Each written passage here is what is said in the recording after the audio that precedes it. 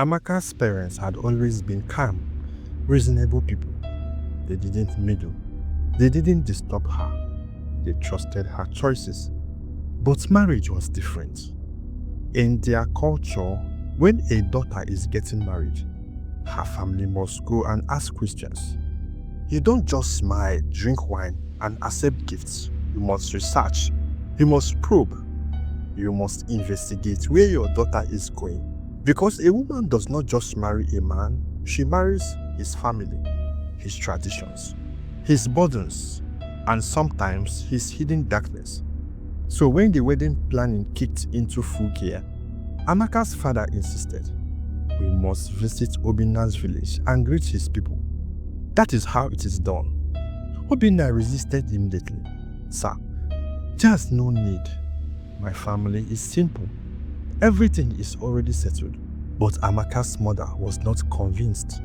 "No family is too simple for a visit," she said sharply. For the first time, Obinna looked uncomfortable.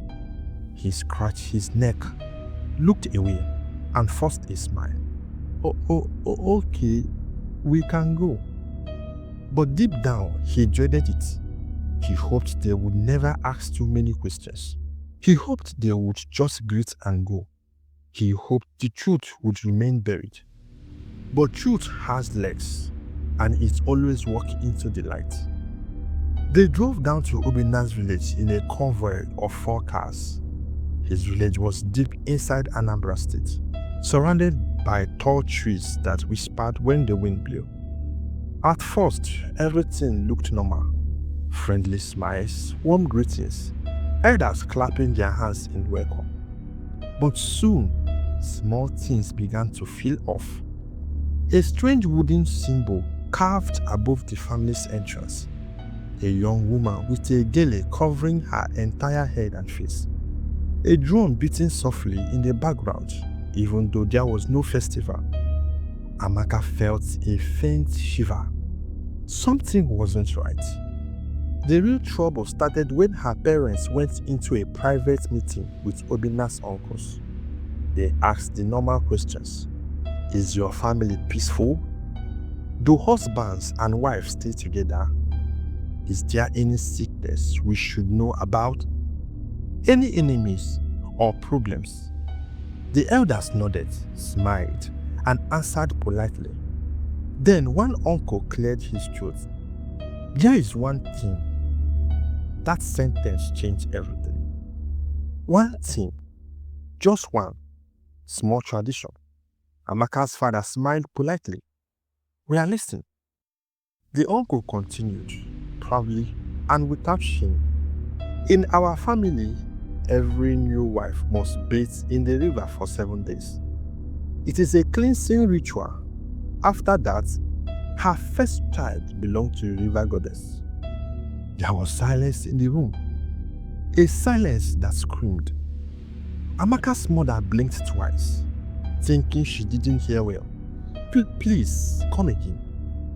The uncle repeated it word for word, calmly, confidently, and as if he was announcing the price of yam in the market. Amaka's father's face tightened. Her mother drew back slowly, covering her lips with her palm. So you mean, her father said slowly, that my daughter must bathe in a river for 7 days before she can be accepted as your wife? Yes, the man replied proudly. It is our culture. And her first child, her mother's voice cracked, belonged to the goddess? The uncle nodded. She would give the child to the river. The goddess would bless the family. Her father stood up immediately. That is not culture, that is a bondage. The room grew tense. What of Christian marriage? He asked. They laughed. One elder said, Christianity ends at the door. Our tradition remains. Her father grabbed his wife's arm. Let's go. Outside, Amaka had been waiting nervously. When she saw her parents' face, pale, troubled, her heart dropped into her stomach. Her mother didn't speak. She just pulled Amaka into the car. "Start the engine," her father commanded the driver. "Daddy, what happened?" Amaka asked, voice shaky. "Amaka," her father said without looking at her, "you are not marrying that boy." She froze. "Mommy, what did they say?" Her mother squeezed her hand. "My daughter, that family is not for you." "Why? What did they do?" Her mother swallowed hard. "They want to use you. They want your first child. They want to tie you with their shrine." Amaka's eye widened. Her heartbeat raced. What are you talking about?" Her mother looked at her, tears foaming. "Amaka, Obinna's family is not normal." The truth hit her like a cold water. She burst into tears. That evening, she confronted Obinna on the phone. "Nkem, please calm down," was the first thing he said. "This is not as serious as it sounds." "Not serious?"